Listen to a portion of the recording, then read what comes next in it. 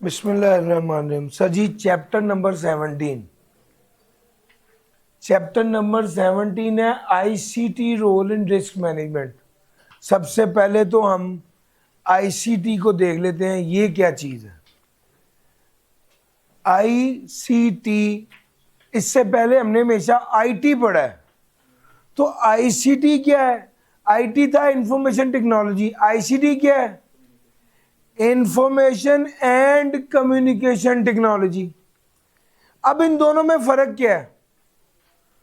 उसमें सिर्फ आईटी की बात होती थी, किसी एक इदारे की टेक्नोलॉजी की बात होती थी, हार्डवेयर की बात होती थी, सॉफ्टवेयर की बात होती थी, इंफ्रास्ट्रक्चर की बात होती थी,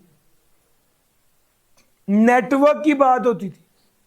यहां पर कम्युनिकेशन की बात भी होगी, यहां पर कम्युनिकेशन की बात भी होगी। दोनों में फर्क क्या है पता है सर जी? अगर एक बैंक ने ऐप बनाई है और वो ऐप ठीक है तो ये उसकी आईटी इंफॉर्मेशन टेक्नोलॉजी है, लेकिन वो फंक्शनिंग क्या ठीक कर रही है, कम्युनिकेशन उसकी ठीक हो रही है, कनेक्शन उसका ठीक है, ये आईसीटी है। यार मेरा पॉइंट समझ आ रहा है? यानी आईसीटी में सिर्फ कम्युनिकेशन वाला चूरन सिर्फ ऐड किया है, और यकीन माने बातें घूम फिर के फिर वही है। सिर्फ एड ऑन क्या है पता है? आईटी और आईसीटी में क्या फर्क है? बस ये सी का कम्युनिकेशन का फर्क है। थ्रेट्स भी वही, रिस्क भी वही, सेफगार्ड्स भी वही, सिक्योरिटी भी वही। और सर समझ आ रहा है? और मैंने आपको बताया इस एरिया में जो मेजर टास्क है आपका वो है आपने रेपिटेशन को कैसे डील करना। तो सर समझ आ रहा है? इस पर इंशाल्लाह मैं आपको जब ये सेशन जब ये रिस्क वाला ये जब सेशन क्लोज करूंगा तब ज़्यादा बेहतर है कि मैं एक ख़ास तौर पे सिर्फ इसकी रेपिटेशन को कवर करके आपके साथ एक छोटी सी डिस्कशन रखूंगा कि यार एक एक चीज़ चार चार चैप्टरों में आई हुई है, यानी एक ही चीज़ इन चारों चैप्टर्स में है, इतनी ज़्यादा रेपिटेशन है। तो वो एक ही जगह पर इकट्ठी की जा सकती है, लेकिन चूंकि अलग-अलग चैप्टर पढ़ाते हुए अलग-अलग कॉन्टेक्स्ट होता है तो फिर हमें उसको सारे को कवर करना होता है। सर समझ आ रहा है? जब हम इसको लास्ट में उसको कवर कर रहे होंगे पूरे रिस्क एरिया को, वहां पर आपको बताएंगे। मैंने आपको पहले दिन कहा था, आज भी वही बात बता रहा हूँ कि गिनती की 35-36 चीजें, याद है मैंने कहा था? आज भी मैं वही कह रहा हूँ। आप देखिएगा आज के लेक्चर में और सेशन में रेपिटेशन कितनी है। सर अब थोड़ा थोड़ा रिस्क तो आपकी गेम समझ आ गया है कि यार अच्छा पहले तो सर ने पहले दिन तो सादा शुरू किया था कि भाई रिस्क से मुराद है मोटरसाइकिल गिर जाएगी और मोटरसाइकिल पंचर हो जाएगी, याद है? फिर कल मैं आपको थोड़ा नेक्स्ट लेवल पे ले आया और मैंने आपको कहा भाईजान आप मोटरसाइकिल से उतर जाओ और कंप्यूटर पे बैठो। जब आप कंप्यूटर पे बैठोगे तो आपको पता चलेगा कि ये डाटा जिसको आप एक्सेस कर रहे हो ये बड़ा कीमती है, आप एक्सेस कर रहे हो, किसी दूसरा एक्सेस ना करे ये भी रिस्क है। ये सिस्टम जहां पर बैठे हो ये टूट ना जाए, खराब ना हो जाए, ये भी रिस्क है। ये डाटा जिसको आप एक्सेस कर रहे हो ये कोई बंदा इसको ऑल्टर ना कर दे, तब्दील ना कर दे, ये भी रिस्क है। इस बात का रिस्क भी था कि लॉ एंड रेगुलेशन की कंप्लाइंस ना कर रहे हो। इस बात का रिस्क भी था कि बिजनेस डिसरप्शन ना आ जाए। एक है बिजनेस कॉन्टिन्यूटी प्लानिंग, पढ़ा है ना? इसका पुठा क्या है, इसका उलट क्या है? डिसरप्शन। और मेरा पॉइंट समझ आ रहा है? तो भैया यहाँ डिसरप्शन की बात कर लेते हैं। यहाँ डिसरप्शन ना आ जाए यानी बिजनेस कॉन्टिन्यू चलता रहे। कोई डिजास्टर आ गया तो उसे हैंडल कैसे करना है, डिजास्टर रिकवरी प्लानिंग की बात की थी, डिजास्टर ना आ जाए। फिर उसके बाद हमने बात की थी इंसिडेंट्स अगर कोई हो जाए तो उसको कैसे रिपोर्ट करना है। ये सारी बातें, ये सारा कुछ हम आपके साथ मुतवातर डिस्कस कर रहे थे कि यार वो जो पहले दिन की मोटरसाइकिल वाली बात थी उसके उठाकर मैंने आपको यहाँ पर ले आया कि भाईजान डिजिटली कौन कौन से रिस्क हैं।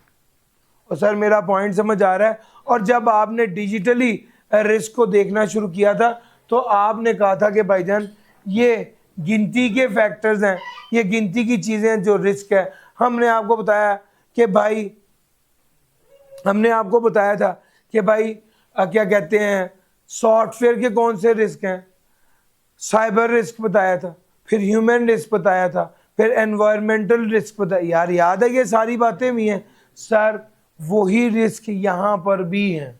आ जाएं ज़रा इसको कवर करते हैं, थोड़ी सी तेज़ी दिखाएंगे ताकि हम आज 15वें चैप्टर को कुछ आगे बढ़ा लें जितना कर सकें।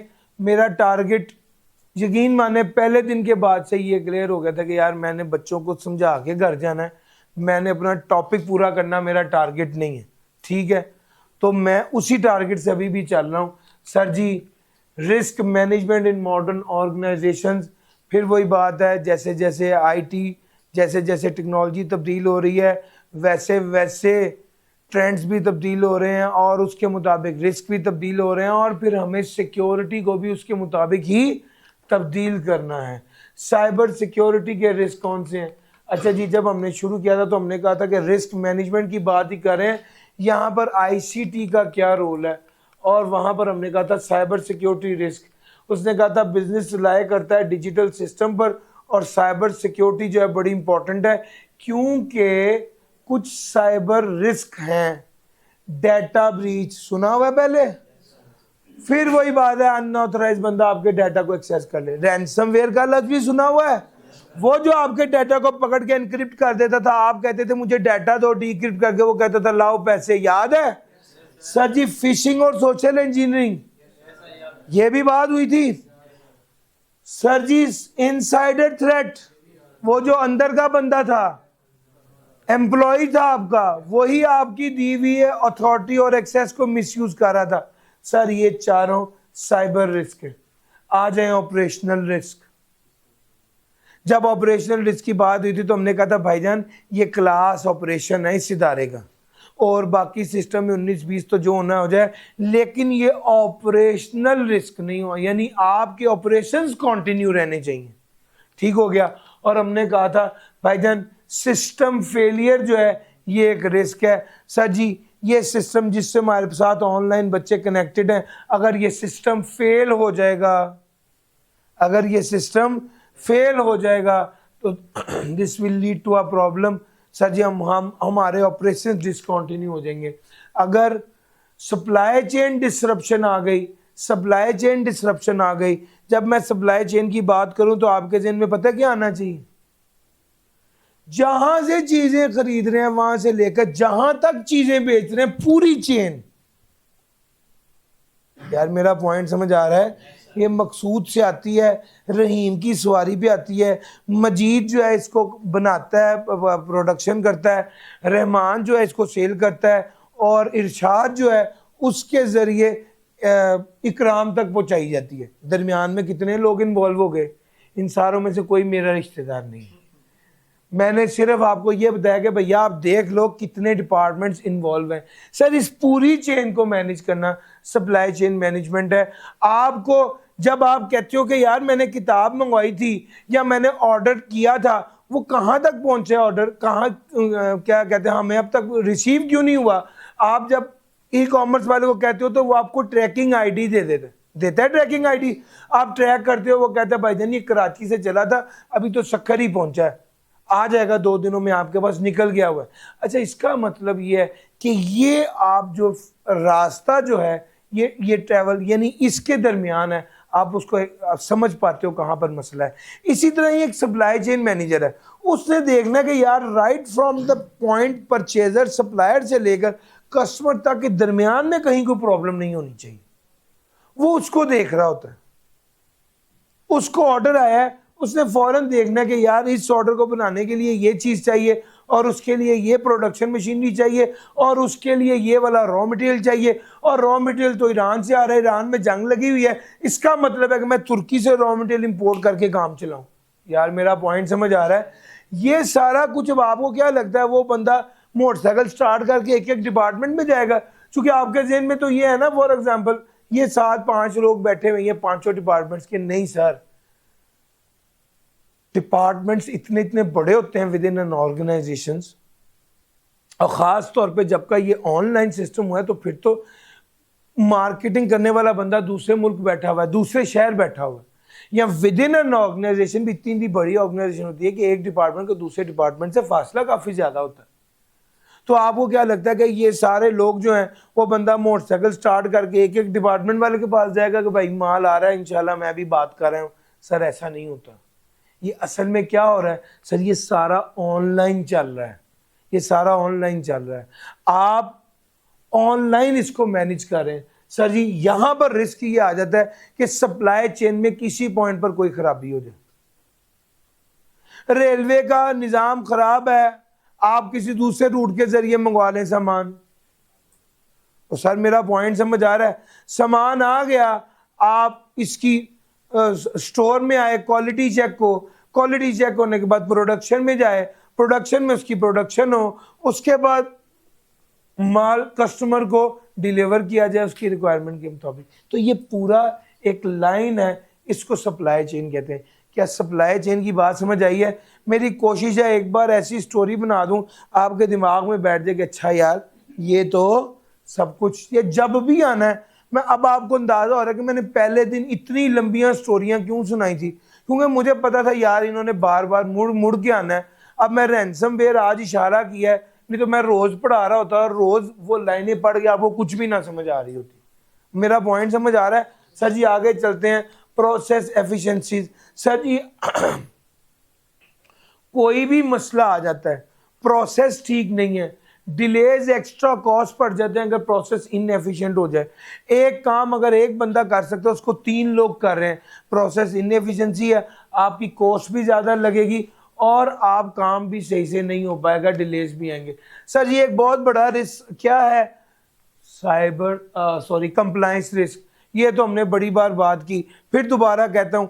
अब मेरी स्पीड भी थोड़ी बढ़ गई है और अल्हम्दुलिल्लाह मुझे पता है आपका कैच करना भी थोड़ा इंप्रूव हो गया। ऐसा ही है सर। आज जब मैं कहता हूँ यार आप सोचो, आपको काम कर रहे हो, आपने डाटा डिलीट कर दिया जो असल में 6 साल के लिए आपके पास होना चाहिए था और आपने 3 साल बाद डिलीट किया, तो क्या रिस्क है? सर जी आपको अदालत में पेशी देनी पड़ जाएगी, आपके इदारे की रिप्यूट मुतासिर हो जाएगी, कस्टमर का कॉन्फिडेंस चला जाएगा, पेनल्टी, फाइनेंशियल लॉस फेस करना पड़ जाएगा। यह मेरा पॉइंट समझ आ रहा है? तो ये सारे कंप्लायंस के रिस्क हैं। सर जी रेगुलेटरी वायलेशन हो गई, सर एट टाइम तो आपका जुर्म ज्यादा बड़ा हो तो फिर आपका इदारा बंद भी करना पड़ जाएगा सर। फिर उसके बाद लीगल पेनल्टीज हो गई। उसने कई बार हैफ्टी का लफ्ज इस्तेमाल किया है। हैफ्टी का मतलब होता है हैवी, बड़ा फाइन हो जाए। और सर समझ आ रहा है? ये होता है जनाब कंप्लायंस रिस्क में regulatory violation, laws and regulation की वायलेशन करना।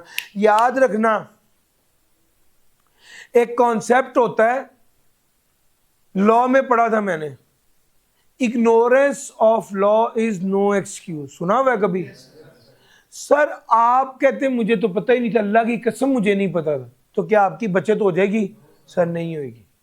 अगर आप जा रहे हो, आपने हेलमेट ना पहनो, आपको सार्जेंट रोक ले, वो कहे भाई आपने हेलमेट नहीं पहना, कि मुझे पता ही नहीं हेलमेट पहनते, तो वो कहेगा चलो कोई बात नहीं जाओ, या वो कहेगा लाइसेंस दिखाओ, वो कहेगा ना लाइसेंस दिखाओ, तो सर अब तो उसे पक्का कंफर्म हो गया कि ये इसका चलान करना ही करना। वो तो आपके तले लेने की एबिलिटी इतनी आउट क्लास है कि वो कहता अच्छा यार तू मेरे तो भी ज्यादा मजबूर है। और सर समझ आ रहा है? तो असल में लॉज एंड रेगुलेशंस में भी आप नई टेक्नोलॉजी की तरफ जा रहे हैं, नई टेक्नोलॉजी से रिलेटेड रूल्स एंड रेगुलेशंस को समझना बड़ा जरूरी है। डाटा गवर्नेंस चैप्टर नंबर 2 में भी और रिस्क में हर चैप्टर में भी उसने ये बात लिखी है कि भैया ये जो बंदा आप किस हिसाब के मैनेजर हैं, आपने क्या रिस्क मैनेज किया हुआ है, आपको ये नहीं पता लॉज एंड रेगुलेशन क्या है और कौन सा काम करेंगे और कौन सा लॉज एंड रेगुलेशन के मुताबिक चलना है, और अगर लॉज एंड रेगुलेशन के मुताबिक ना चला तो क्या नुकसान होगा। यार मेरा पॉइंट समझ आ रहा है? तो भाई जहां भी मैनेजमेंट की बात आएगी, डाटा गवर्नेंस में भी जब मैनेजमेंट की बात आती है, डाटा को हैंडल करने की बात आती है, तो वहां पर वो कहता है भाईजान क्या जरूरी है, लॉज एंड रेगुलेशन की कंप्लायंस जरूरी है। सर जी आगे चलते हैं, फाइनेंशियल रिस्क की बात करते हैं। फाइनेंशियल रिस्क का मतलब है सर आपके पैसे का रिस्क, के पैसे जाया हो जाएंगे या नुकसान हो जाएगा। ये कैसे हो सकता है? कोई बंदा आप पेमेंट करते हैं और कोई बंदा फ्रॉड कर लेता है। आप पेमेंट करते हैं सर जी, जब आप जैज़ कैश के ज़रिए, कितनी ज़्यादा फ्रॉड इस तरह से हो रहे हैं कि आप जैज़ कैश किया, वो बंदा कोई और था, वो नंबर कोई और था। सर जी आप सोचें, आप ऑनलाइन पेमेंट करते हुए जो ये क्रेडिट कार्ड नंबर दे देते हैं।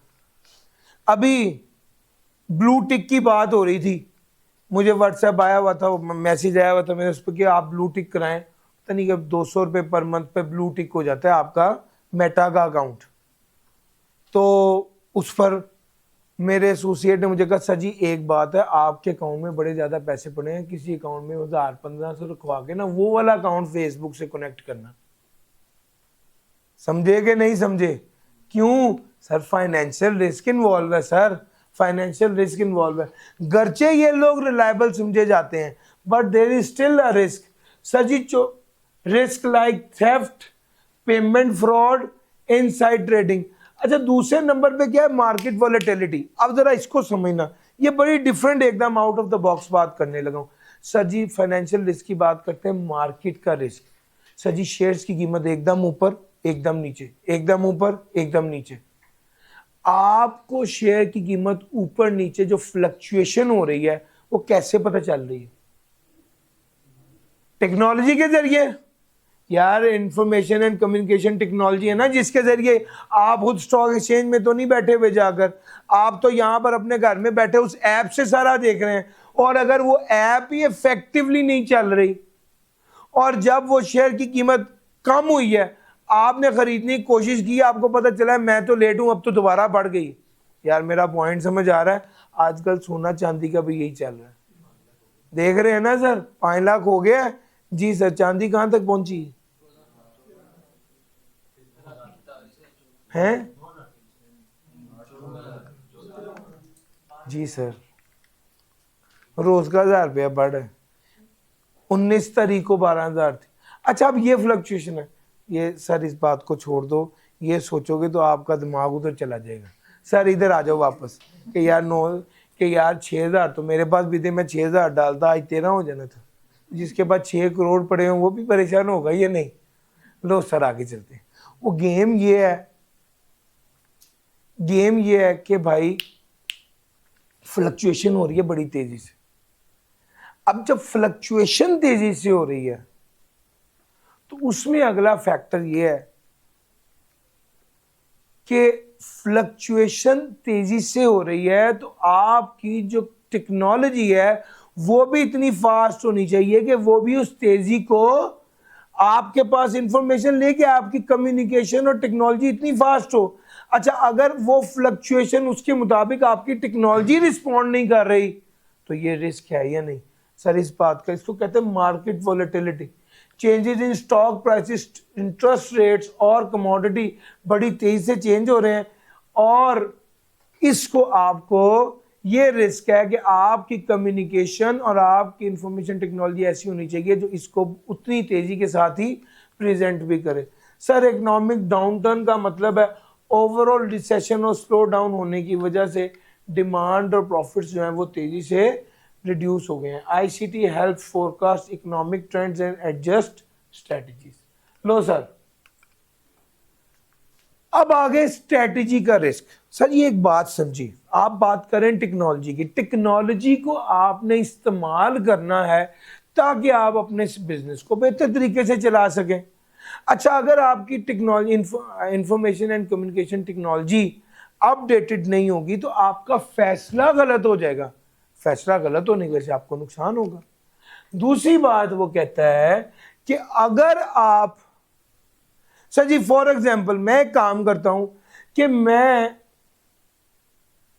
पूरे एसबीआई में जो बोर्ड है, ये जो वाइट बोर्ड है, ये 3 गुना लंबा लगवाए तो कि यार अब मैं चाहता हूं पूरा वाइट बोर्ड हो, बच्चे इस तरह पूरा देखे, पूरा सवाल एक ही गो में देखे। तो क्या ये ठीक है या गलत है? सर ये फैसला गलत है। आज क्लासेस में ऑनलाइन बच्चा ज़्यादा है, फिजिकल बच्चा कम है, मुझे चाहिए मैं एलसीडी बड़ी लगवाऊं। यार मेरा पॉइंट समझ आ रहा है? आपने गौर किया, हम लोगों ने एलसीडी पर पैसा लगाया, हमारी रिकॉर्डिंग अच्छी हो, हमारे लाइव बच्चे सेटिस्फाइड रहे।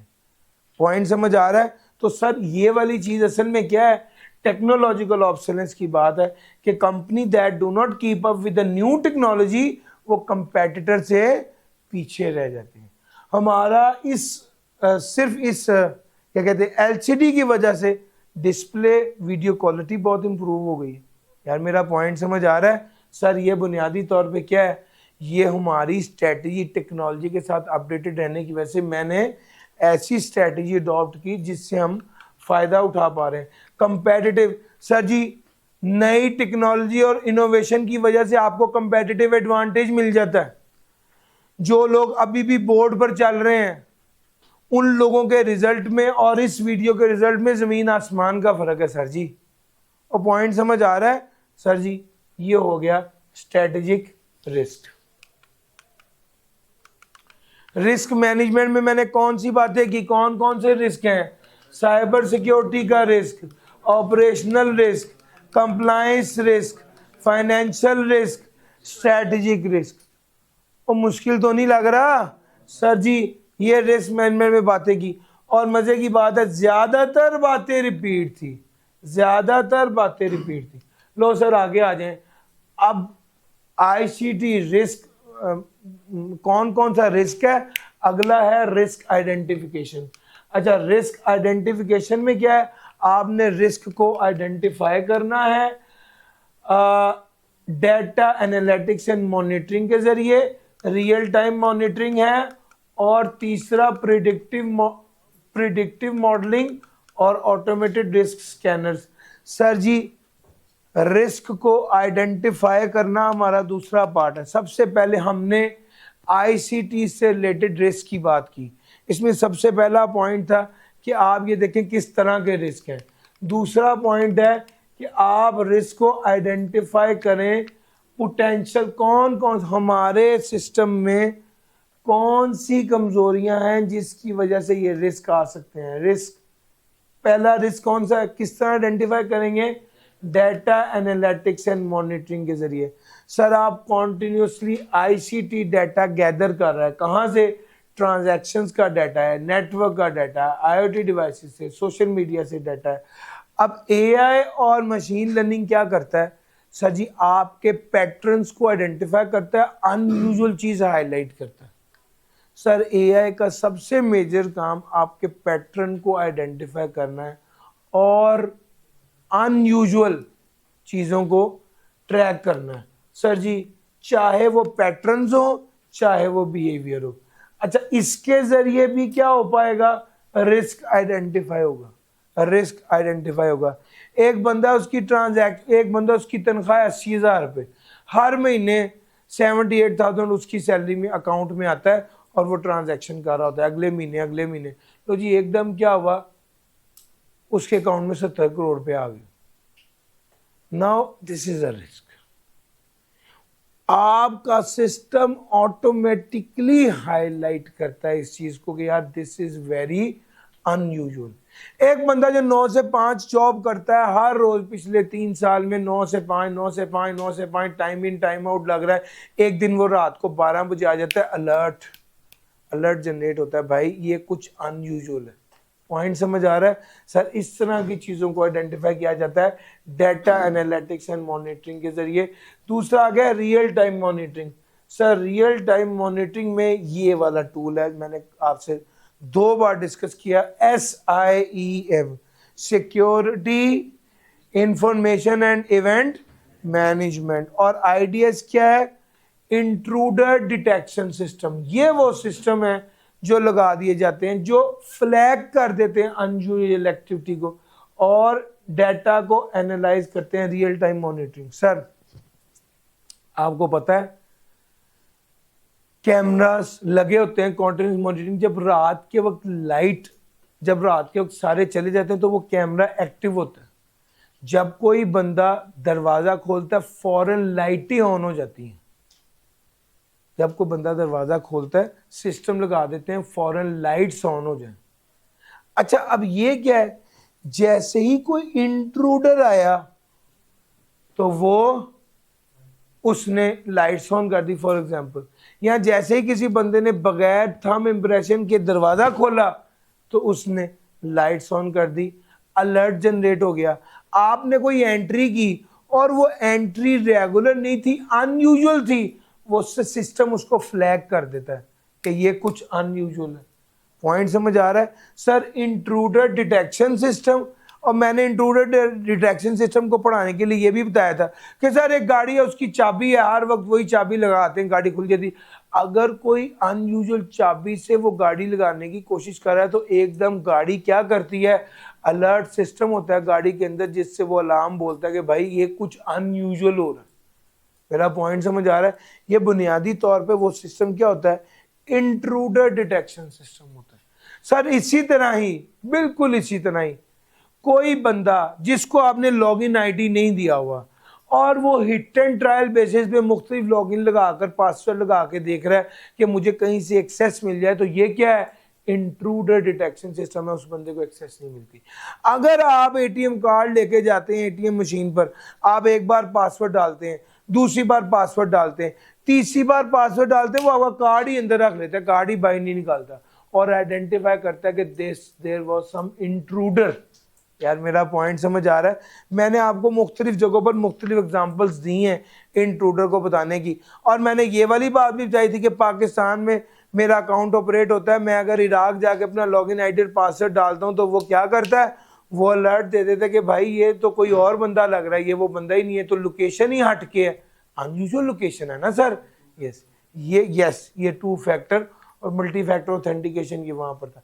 ये सारी चीजें इंट्रूजर डिटेक्शन है, और बुनियादी तौर पे रियल टाइम मॉनिटरिंग का मतलब है उसी मौके पर ही उसको मॉनिटर कर रहा है, यानी एक्चुअल में उसी वक्त ही मॉनिटरिंग हो रही है जिस वक्त ये एक्टिविटी हो रही है।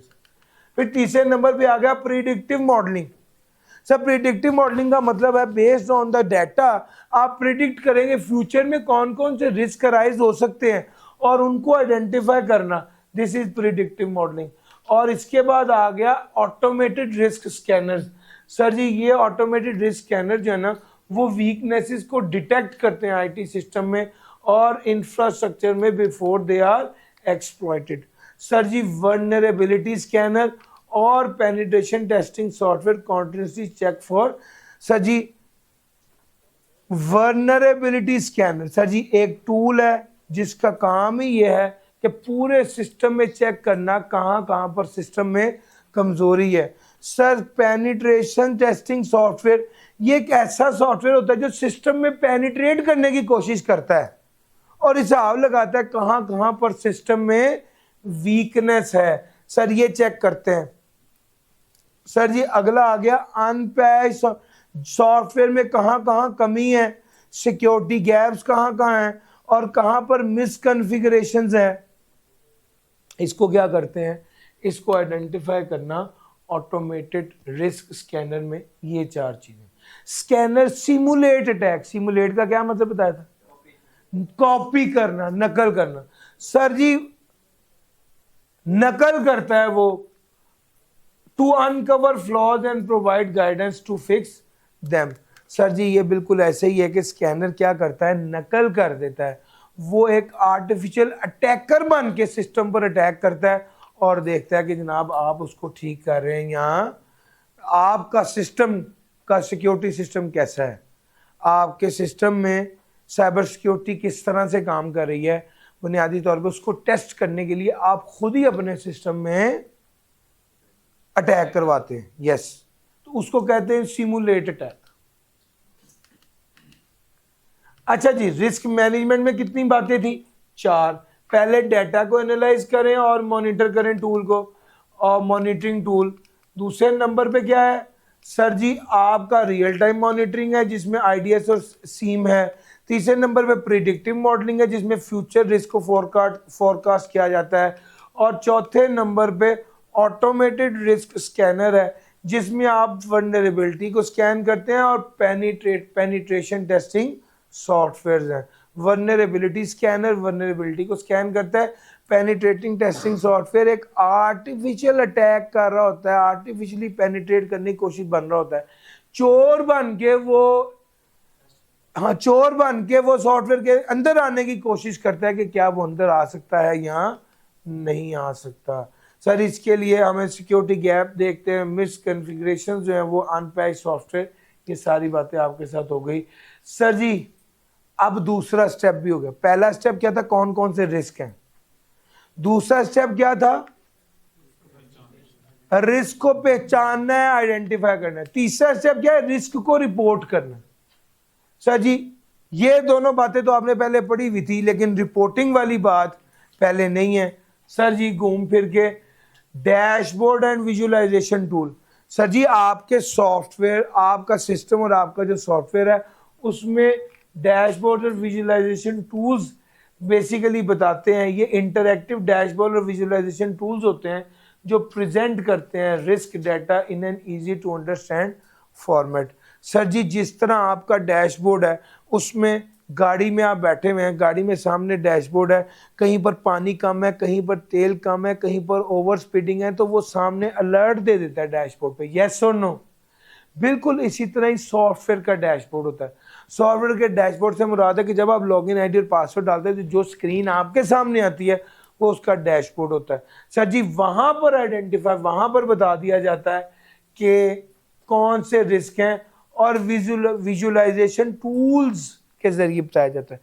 कितने लोगों ने सिस्टम को पेनिट्रेट करने की कोशिश की पिछले 24 घंटे में, ये देखा जाता है। कितने लोगों ने अनयूजुअल टाइम पर लॉगिन किया है पिछले 24 घंटों में, इसको हाईलाइट करते हैं। कितने लोगों ने 3 से ज्यादा बार पासवर्ड गलत डाला है लॉगिन करते हुए, इनको देखा जाता है। यार मेरा पॉइंट समझ आ रहा है सर। बेसिकली रिस्क को आइडेंटिफाई करना और फिर उसको सिस्टम के डैशबोर्ड पर प्रेजेंट करना।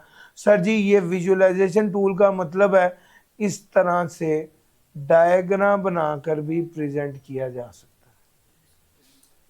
है। Real time dashboards collect data from different departments and system and show risk information on one screen using charts, graph and heat maps.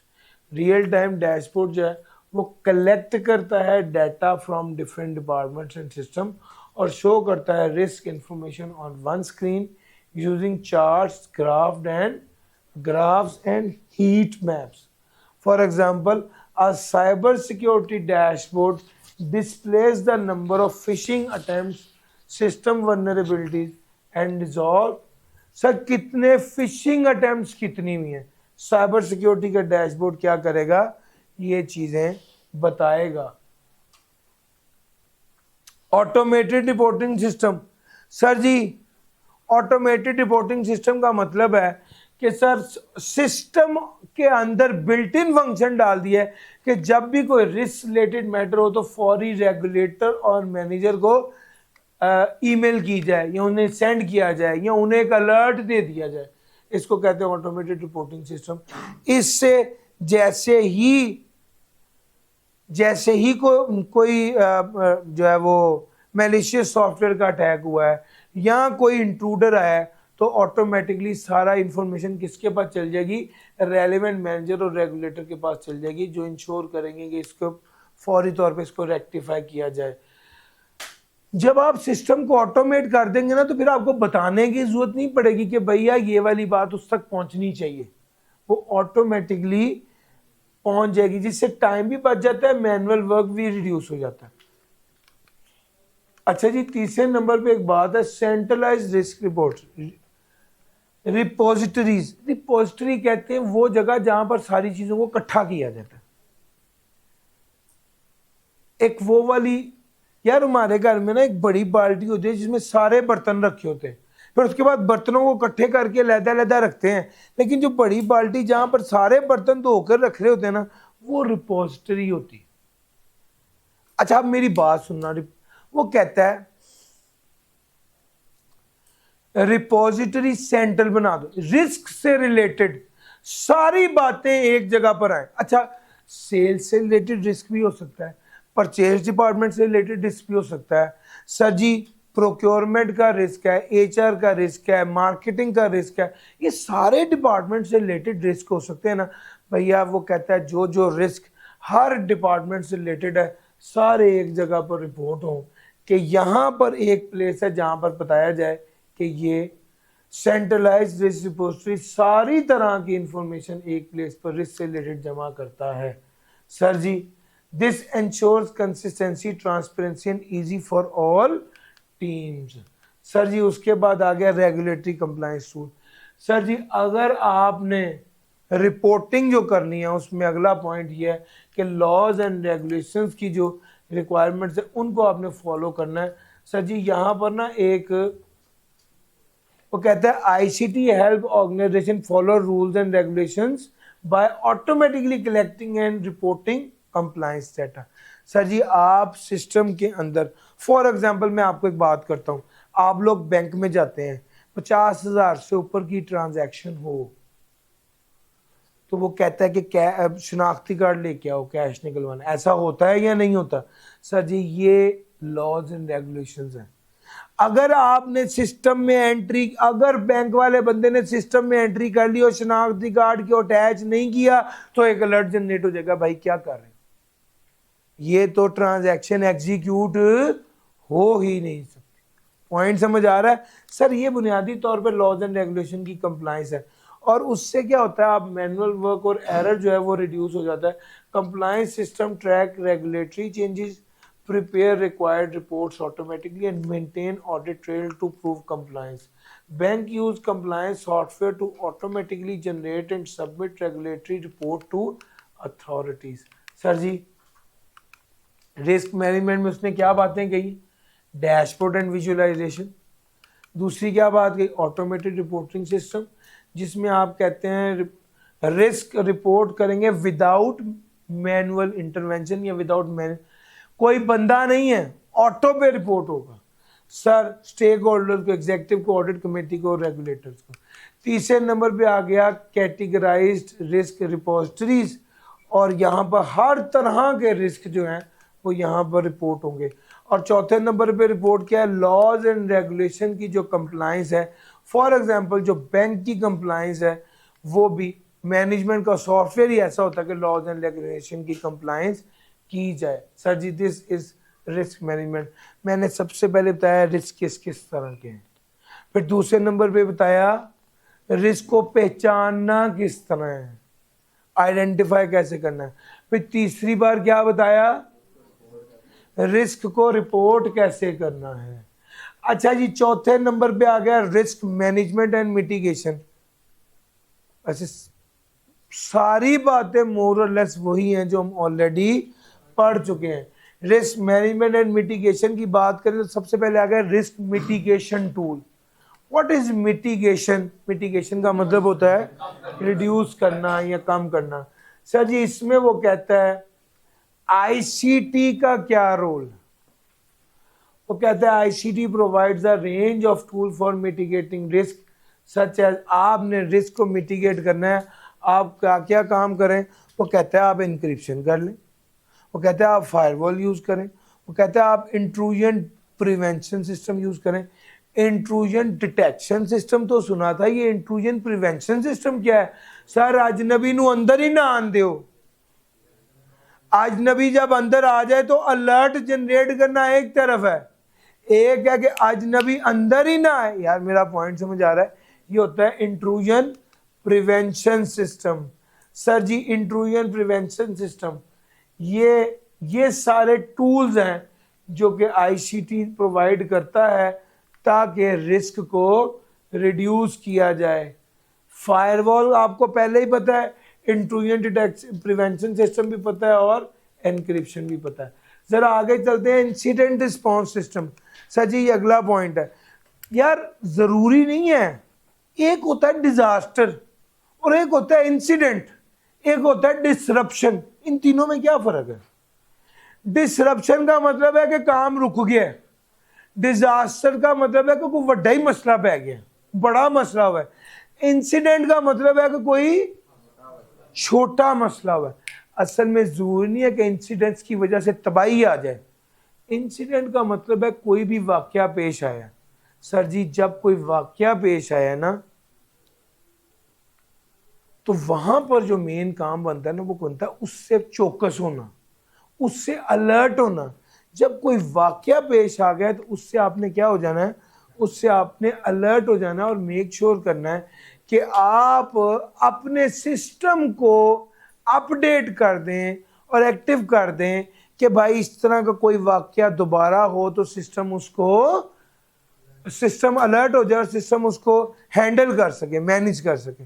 Sir ji, role of incident response system organisation को allow करता है कि वो quickly potential risk और incident को respond करे through predefined rules and automation. अच्छा जी, फिर ये आपको बात business continuity and disaster. Sir ji, business continuity and disaster अगला पॉइंट है। इसमें वो क्या बात कर रहे हैं? सर आपने बिजनेस को कंटिन्यू रखना है, आपने बिजनेस को चलता रखना है। आपके किसी आईसीटी की किसी वजह से बिजनेस डिसकंटिन्यू नहीं होना चाहिए, वेबसाइट डाउन नहीं होनी चाहिए, पोर्टल अनअवेलेबल नहीं होना चाहिए, ये आपका चलता रहे। और आईसीटी इसमें अपना रोल प्ले करती है। वो कैसे करती है? बैकअप सिस्टम तैयार हो जाते हैं, बैकअप सिस्टम रेडी होते हैं, रिडंडेंट नेटवर्क होते हैं, क्लाउड स्टोरेज होता है to safeguard critical data and processes. Sir ji, मैं आपको एक बात बताऊं, ये बच्चे मैं ऑनलाइन भी पढ़ा रहा हूं, आप लोग भी सामने बैठे हुए हैं। अभी अगर एकदम इंटरनेट चला जाए तो मैं क्या करूंगा? मैंने सोचा हुआ है कि मैं अपना हॉटस्पॉट ऑन करके ये वाली क्लास पढ़ा दूंगा। ये क्या है सर? ये मेरा बैकअप है। किस चीज को इंश्योर करने के लिए? बिजनेस कॉन्टिन्यूटी को इंश्योर करने के लिए। यार मेरा पॉइंट समझ आ रहा है? तो भैया ये बिजनेस कॉन्टिन्यूटी को इंश्योर करने के लिए। ये जो डिजास्टर रिकवरी है, इसका मतलब है कि कोई बड़ा मसला हो गया है, कोई सिस्टम को आग लग गई, कोई आंधी, कोई तूफान, उसको कैसे हैंडल करना है, वो डिजास्टर रिकवरी है। सर जी, डिजास्टर रिकवरी एक चीज होती है, आपके सिलेबस में वो नहीं है। बाज़ औक़ात ना एग्रीमेंट्स किए होते हैं दूसरे इंस्टीट्यूशन के साथ कि यार अगर हमारे जगह पर कोई मसला हो गया तो हम वो क्लासेस आपकी जगह पर कर लेंगे, और आपकी जगह पर कोई मसला हो गया तो आप क्लासेस हमारी जगह पर कर लेंगे। मेरा पॉइंट समझ आया? ये एग्रीमेंट्स होते हैं। खैर वो हमारे स्कोप में नहीं है, लेकिन बिजनेस कॉन्टिन्यूटी प्लानिंग में वो लाजमी आते हैं कि बिजनेस हमारा कॉन्टिन्यू रहे। सर जी, उसके बाद आगे चलते हैं, automated risk control system. Sir ji, risk को कंट्रोल करना ऑटोमेटेड होना चाहिए। सेल्फ हीलिंग क्या चीज होती है? खुद ब खुद ठीक होना। अच्छा, कुछ छोटे मोटे जो प्रॉब्लम्स है ना, वो ऑटोमेटिकली सिस्टम में खुद ब खुद ठीक हो रहे थे, उसको कहते हैं self healing. For example, automated risk control system such as self healing network, intelligent threat detection, enhance the ability of organization to manage risk proactively. These systems detect, prevent and respond to risk without manual intervention. Sir ji, self healing network क्या करते हैं? Automate. For example, मैं आपको एक इसकी मिसाल देता हूँ सेल्फ हीलिंग की, आपको समझ आएगी। आपने अक्सर देखा होगा कि आप गूगल मैप से कभी लोकेशन लगाएं तो अक्सर ऐसा हो जाता है कि दरमियान में एक रेड लाइन आ रही होती है, और अगर इसका ऑरेंज जो लाइन होती है आमतौर पे ब्लू होती है ना रोड, अगर ऑरेंज है तो इसका मतलब है इसमें थोड़ा रश है, स्लो चलेगी गाड़ी, और अगर रेड है तो इसका क्या मतलब है? ब्लॉक है, ट्रैफिक ब्लॉक है। अच्छा, जब आप इसको कहते हैं ना कि यार मैंने फास्टेस्ट रूट लेना है, तो वो इसको चुनती ही नहीं है, वो सर आपको कोई दूसरा लंबा रास्ता बता देगी। यार मेरा पॉइंट समझ आ रहा है? तो बुनियादी तौर पे ये आपने सेल्फ हीलिंग का मतलब है वो ऑटोमेटिकली अपनी ट्रैफिक जो है उसे रीरूट कर देती है अगर दरमियान में कुछ सिस्टम फॉल्टी हो। अच्छा, आपको एक बात बताऊं सर जी, आपके नेटवर्क में फॉर एग्जांपल 6 कंप्यूटर थे और एक कंप्यूटर में वायरस आ जाता है, तो ऑटोमेटिकली सिस्टम इस कंप्यूटर को डिटैच कर देता है नेटवर्क से, और ये बाकी 5 नेटवर्क में रहते हैं। सर ये क्या चीज है? ये भी बुनियादी तौर पे क्या कर रहे हैं, आप सिस्टम को अलहदा कर रहे हैं बाकी नेटवर्क से, कि ऐसा ना हो कि ये इसका जो वायरस है ये पूरे नेटवर्क में आ जाए। तो सर समझ रहे हैं? सर जी, रिस्क मैनेजमेंट में चौथी बात क्या थी? मिटिगेशन के लिए पहला काम रिस्क मिटिगेशन टूल है एनक्रिप्शन, फायरवॉल और इंट्रूजन प्रिवेंशन। दूसरे नंबर पे क्या था, इंसिडेंट रिस्पॉन्स। आपके प्री डिफाइंड रूल्स होते हैं किस तरह से आइसोलेट करना है थ्रेट को, अफेक्टेड सिस्टम को शट डाउन करना है, रेलिवेंट स्टेक होल्डर्स को नोटिफाई करना है। बिजनेस कॉन्टिन्यूटी में बैकअप सिस्टम, रिडंडेंट नेटवर्क और क्लाउड स्टोरेज है। सर जी आपने क्या किया हुआ है, आपने सब कुछ जी ड्राइव पर भी सेव किया हुआ है। ये मेरा सिस्टम, ये मेरा मोबाइल जब चोरी हुआ है आपको सारी स्टोरी सुनाई है। अल्टीमेटली मैंने वो सारा कुछ फौरी तौर पे कैसे जो है वो सब कुछ नॉर्मलाइज कर लिया, रिकवर कर लिया। सजी सारा डाटा क्लाउड पर था, मसला नहीं हुआ।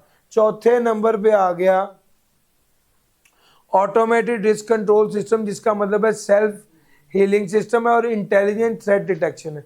सर इंटेलिजेंट थ्रेट डिटेक्शन ये होता है कि थ्रेट के जो पैटर्न होते हैं ना उसको सिस्टम आइडेंटिफाई कर लेता है और उस बेस पर उसको सिस्टम आइडेंटिफाई कर लेता है और उस बेस पर उसको जो है ना वो नेटवर्क के साथ जुड़ने नहीं देता या नेटवर्क को अटैक नहीं करने देता। उसको कहते हैं इंटेलिजेंट थ्रेट सिस्टम। बेसिकली ये एआई की मदद से होता है, आर्टिफिशियल इंटेलिजेंस की मदद से होता है। ये बिल्कुल ऐसे ही है जैसे हमने कहा कि यार कोई बंदा गाना लेके आ जाए, किसी बंदे ने मुंह लपेटा हो तो आपने अंदर नहीं आने देना। एक बंदा है जिसकी इतनी लंबी मूछें हैं और वो जनाब आ रहा है, सिक्योरिटी गार्ड को हमने मना नहीं किया था, हमने तो सिर्फ कहा था जिसने मूल बेटा उसको नहीं आने देना। अच्छा लेकिन उसने अपनी अक्ल से सोचा कि ये इसने सारे अपनी कमीज के बटन भी खोले हुए हैं और ये इस तरह से आ रहा है तो ये तो भाई अंदर जाके खराबी ना कर दे, उसने इसको रोक लिया। गर्चे हमने उसको इंस्ट्रक्ट नहीं किया था, ये उसने इंटेलिजेंट दिखाई है। यस और नो सर? इसी तरह आपका इंटेलिजेंट थ्रेट डिटेक्शन है सर ऑटोमेटिकली डिटेक्ट भी करता है, प्रिवेंट भी करता है और रिस्पॉन्ड भी करता है। सर जी उसके बाद आ गई बेस्ट प्रैक्टिसेस। बेस्ट प्रैक्टिसेस में आईसीटी के बारे में वो कहता है आप अगर अपने रिस्क मैनेजमेंट में आईसीटी को इन्वॉल्व करें तो वो कैसे काम करेगा। सबसे पहला है adopt a proactive approach. Organisation should manage risk before they occur, not after it, not after it happens. इसका क्या मतलब है सर जी? जो सिक्योरिटी है वो आफ्टर थॉट नहीं है, ये पहले प्लानिंग में शामिल होनी चाहिए। वो कहता है भैया प्रोएक्टिव अप्रोच का मतलब, प्रोएक्टिव और रिएक्टिव मैंने कल आपको थप्पड़ वाली बात बताई है। प्रोएक्टिव का मतलब है रादर के आप वेट करेंगे कोई बंदा आपके सिस्टम को अटैक करके खराबी करे, आपको प्रोएक्टिव स्टेप लेना चाहिए कि जब भी कोई सिस्टम आए, कोई अटैकर अटैक करे तो आप उस अटैकर को पेनिट्रेट ना करने दें सिस्टम। पॉइंट समझ आ रहा है? उसको रोक दें। Sir this is proactive. Predictive analysis में बड़ा काम आता है। वो करता असल में यह कि वो पहले ही प्रिडिक्ट कर देता है कि आपके सिस्टम में फलां फलां कमजोरी है, फलां फलां वर्नरेबिलिटी है जिस वजह से फलां तरह का अटैक हो सकता है। So you should be make sure कि वो अटैक ना हो। लोगों को ट्रेन करें और प्रिडिक्टिव एनालिसिस है जिससे फ़ायदा उठाया जा सकता है। उसके अलावा सिनेरियो प्लानिंग की जा सकती है। सिनेरियो प्लानिंग का क्या मतलब है? आप खुद सोचें किस किस तरीके से सिस्टम पे अटैक हो सकता है, वो देखा जा सकता है। और एआई टूल को इस्तेमाल किया जा सकता है कि AI based early warning system आ जाए to alert system before the problem occur. दूसरे नंबर पे आ गया इंश्योर डाटा एक्यूरेसी एंड। आपने डाटा की एक्यूरेसी और इंटेग्रिटी को इंश्योर करना है तो भाई सबसे पहला काम तो आपको ये करना पड़ेगा कि आप अनऑथराइज एक्सेस जो है ना वो नहीं किसी को देंगे। अच्छा इसके लिए आप आईसीटी सिस्टम की कैसे हेल्प लेते हैं? सर आईसीटी सिस्टम यूज करता है डाटा वैलिडेशन। सर जी पता है डाटा वैलिडेशन क्या होते हैं? हाँ अब ये वाले भाई ने डाटा वाली वर्कशॉप ली हुई इसलिए उन्हें पता है डाटा वैलिडेशन क्या होते हैं। सर जी आप सब ने कहीं ना कहीं पासवर्ड तो लगाया ही होगा। जब भी आप पासवर्ड सेट करने लगते हैं ना तो उसकी कुछ रिक्वायरमेंट होती है। मेरा एक दोस्त है मैं उसका रिटर्न फाइल कर रहा था, तो मैंने, उसका नाम नबील है, तो मैंने नबील का पासवर्ड रखा। तो उसने कहा ये पासवर्ड करेक्ट नहीं है, कम से कम 8 डिजिट हो। मैंने नबील मेहदी रख दिया। मैंने कहा शुक्र है अब 8 पूरे हो गए। कहता है ये करेक्ट नहीं है, कुछ कम से कम कुछ कैपिटल भी होना चाहिए। मैंने फिर एन को बढ़ा किया, नबील मेहदी रखा। वो कहता है भाई ये भी ठीक नहीं है, कुछ नंबर भी होना चाहिए। मैंने कहा जी नबील मेहदी 1 2 3। उसने फिर गलत कर दिया। कहता है भाई कोई स्पेशल कैरेक्टर तो है नहीं। तो फिर मैंने कहा नबील मेहदी @1 2 3। फिर जाके उसने एक्सेप्ट किया। ये जो सारे 1 बाय 1 वो रिजेक्ट करता था। क्यों करता था पता है? डेटा वैलिडेशन चेक्स की वजह से। वो स्टोरी समझ आई है? डेटा वैलिडेशन क्या होता है सर? ये होता है data validation. ICT system use data validation, quality check and audit trail to ensure data accuracy. Audit trail का क्या मतलब है? कौन सी फाइल थी, उसके बाद इस फाइल में तब्दीली आई तो किसने की, कब की, किससे पूछ के की। उसके बाद जो अगली फाइल आई, अगली फाइल अपडेट हुई, किसने की, कब की और किससे पूछ के की। क्या मेरा पॉइंट समझ आ रहा है? यानी सिस्टम में जहां जहां तब्दीली आई है उसके पूरे सबूत और शवाहिद मौजूद होने चाहिए। मैंने ऑडिट ट्रेल को पढ़ाते हुए शायद पहले भी एक एग्जांपल दी है कि भाई ऑडिट ट्रेल का मतलब होता है कि बैक एंड पूरा बताया जाए, ऑडिट ट्रेल मौजूद हो। मैंने 4 करोड़ का घर लिया है, मुझसे टैक्स वाले कहते हैं भी क्या ऑडिट ट्रेल है, क्या सबूत है, पैसा किधर से आया? यार मेरा पॉइंट समझ आया? मैं इनको अपनी एम्प्लॉयमेंट का वो दिखाता हूँ और अपना एग्रीमेंट दिखाता हूँ और मैं अपना पिछली 4 साल की स्टेटमेंट दिखाता हूँ, कहता हूँ यहाँ से है, तो कहते हैं ठीक। मेरा पॉइंट समझ आ रहा है? अगर कोई बंदा मुझसे बाहर फ्लैट्स लेके बैठा हुआ है और उसके पास कोई सबूत ही नहीं है कि फ्लैट कहाँ से पैसे आए, फ्लैट खरीदा, इसका मतलब है कि उसके पास ऑडिट ट्रेल मौजूद नहीं है। सर डेटा एक्यूरेसी को इंश्योर करना है, डेटा गवर्नेंस की पॉलिसी को इंश्योर करना है। ब्लॉकचेन के जरिए भी डेटा को सिक्योर और टेम्पर प्रूफ किया जाता है। ब्लॉकचेन के जरिए भी चैप्टर नंबर 12 में ब्लॉकचेन की बात होनी है। Fintech and blockchain and fintech के नाम से आपका चैप्टर है, चैप्टर नंबर 12। इंशाल्लाह वहां पर ये बताएंगे। Best practices for integrating ICT into risk management. Sir ji ये हमारा अगला पॉइंट था। Sir ji foster collaboration across team का मतलब है सर जी ये जो पूरा सिस्टम है ये अलहदा थोड़ी है, ये तो सब लोग उसी सिस्टम को यूज कर रहे हैं और सिस्टम से रिलेटेड रिस्क जो है वो भी सब लोग देख रहे होते हैं। तो ना बेसिकली डिफरेंट डिपार्टमेंट्स की टीम को क्या करना पड़ता है? कोलैबोरेट करना पड़ता है, ताकि रिस्पॉन्सिबिलिटी लेनी पड़ती है डिफरेंट डिपार्टमेंट्स के लोगों को, ताकि बेहतर कम्युनिकेशन हो सके और बेहतर टीम वर्क हो सके, जिससे रिस्क को बेहतर तरीके से मैनेज किया जा सके। इसके लिए आईसीटी क्या है? ये टूल्स होते हैं जिनके ज़रिए कोलैबोरेशन की जा सकती है। जैसे कोलैबोरेशन प्लेटफॉर्म के नाम से एक टूल है और एक क्लाउड सिस्टम होता है।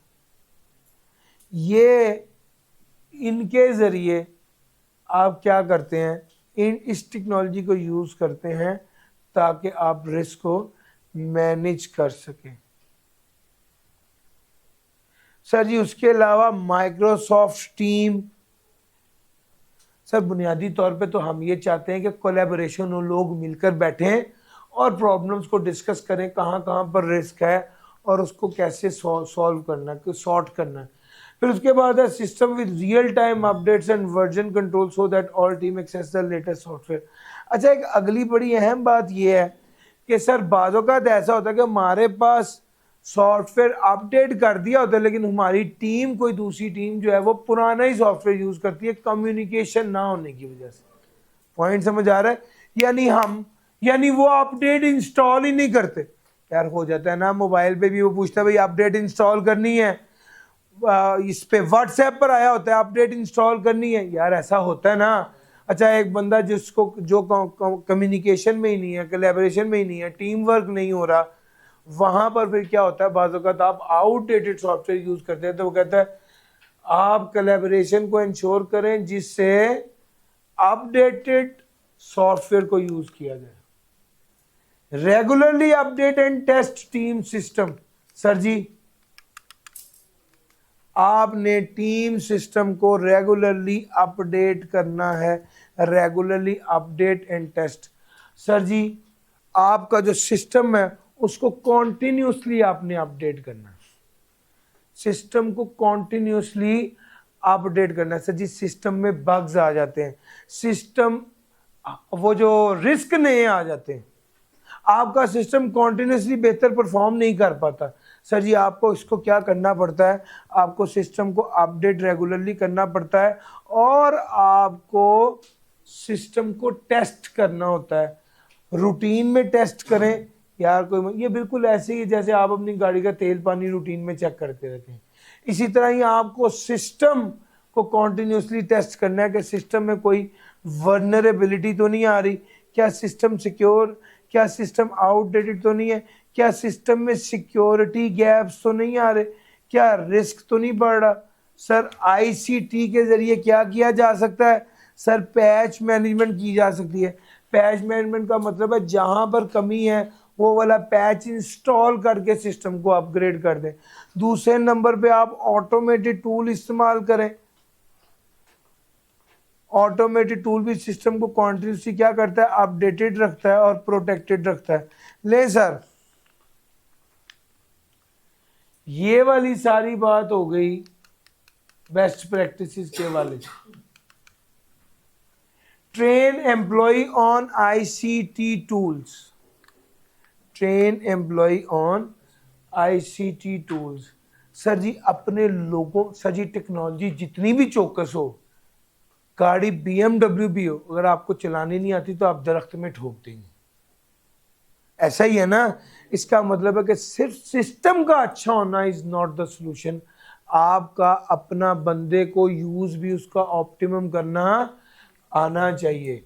सर जी, मैंने देखा है लोग मेहरान रह के पहाड़ों पे चले जाते हैं, कुछ लोगों से सिटी नहीं जा रही होती।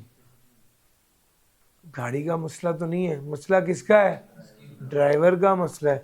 इसी तरह ही सर बाज़ों का सिस्टम अपडेटेड होता है लेकिन आपको उसको यूज ही नहीं करना आ रहा होता है। एम्प्लॉय को एग्जैक्टली पता होना चाहिए कौन कौन से टूल उनके पास अवेलेबल है और उनका क्या क्या फायदा है। एम्प्लॉय बाज़ औक़ात खुद भी मिस्टेक कर देते हैं या रिस्क को ओवरलुक कर देते हैं या प्रॉब्लम्स को करेक्टली रिपोर्ट नहीं करते जिस वजह से प्रॉब्लम आती है। और भाई learning management system LMS, learning management system के ज़रिए से आप एम्प्लॉय को क्या करते हैं, ट्रेन कर देते हैं ताकि वो रिस्क मैनेजमेंट टूल्स को समझ भी सकें।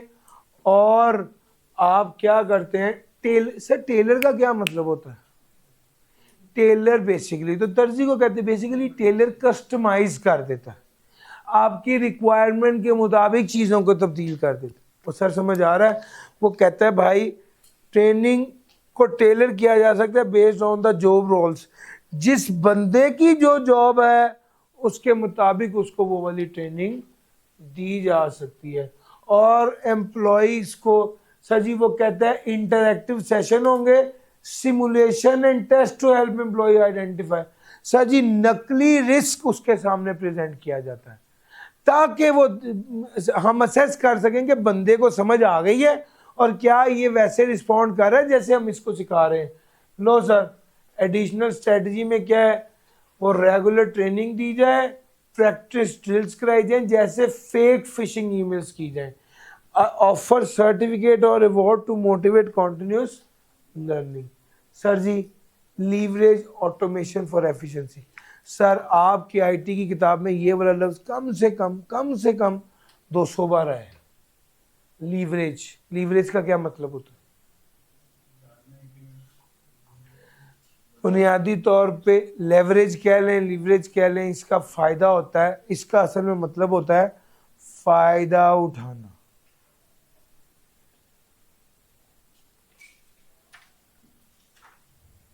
फायदा उठाना सर, वो कहता है ऑटोमेशन से फायदा उठाइए फॉर एफिशिएंसी। यानी इसका मतलब ये है कि जब इन जो काम इंसान की बजाय मशीन कर सकती है ना, वो मशीन से करवाएं। क्यों?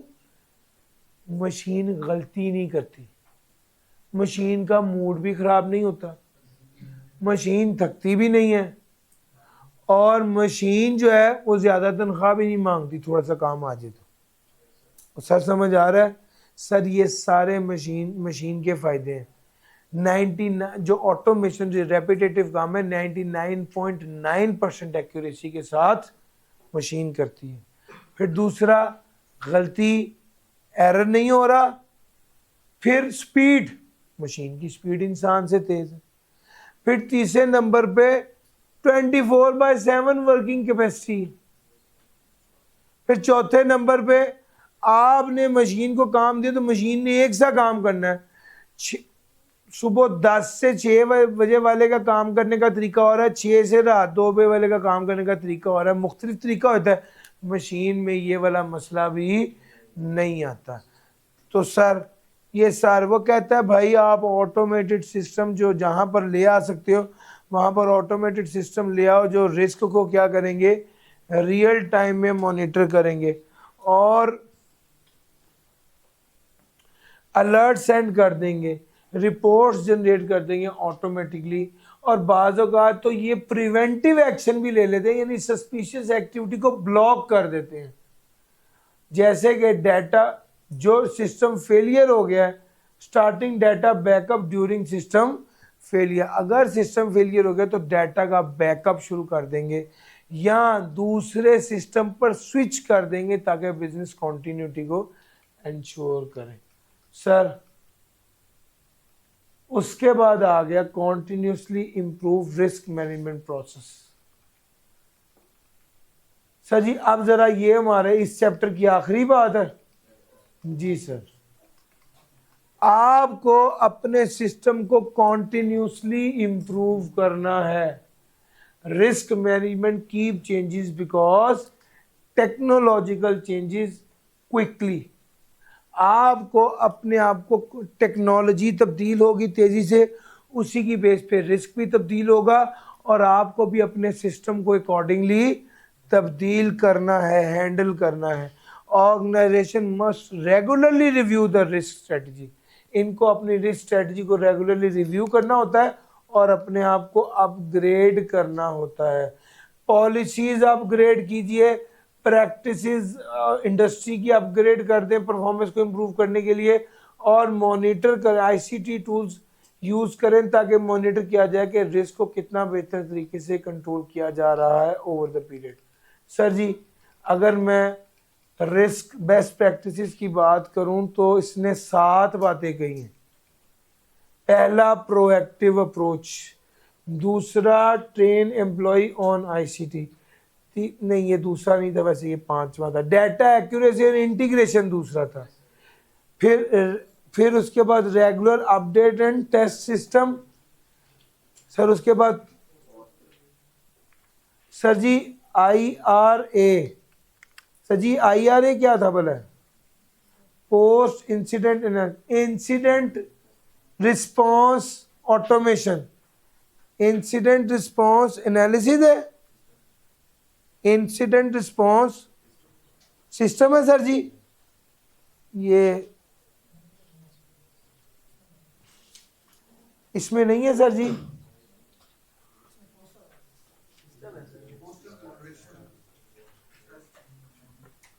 यार 7 ही बातें थी ना। कोलैबोरेशन अक्रॉस टीम तो था, ऑटोनोमस RMP ये भी था। मसला किधर आ रहा है? 7 बातें कौन कौन सी थी हम इधर से देख लेते हैं। फॉस्टर कोलैबोरेशन अक्रॉस टीम ये नहीं था।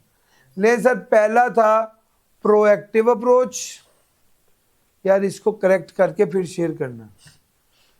दूसरा था डाटा एक्यूरेसी और इंटेग्रिटी। तीसरा था कोलैबोरेशन अक्रॉस टीम्स। चौथा था regular update and test system. पांचवा था ट्रेन एम्प्लॉयज। छठा था ऑटोमेशन फॉर एफिशिएंसी और सातवां था continuous risk and management. Sir ji ये सारी बातें आपके साथ मैंने डिस्कस कर दी आईसीटी चैप्टर नंबर 17 की।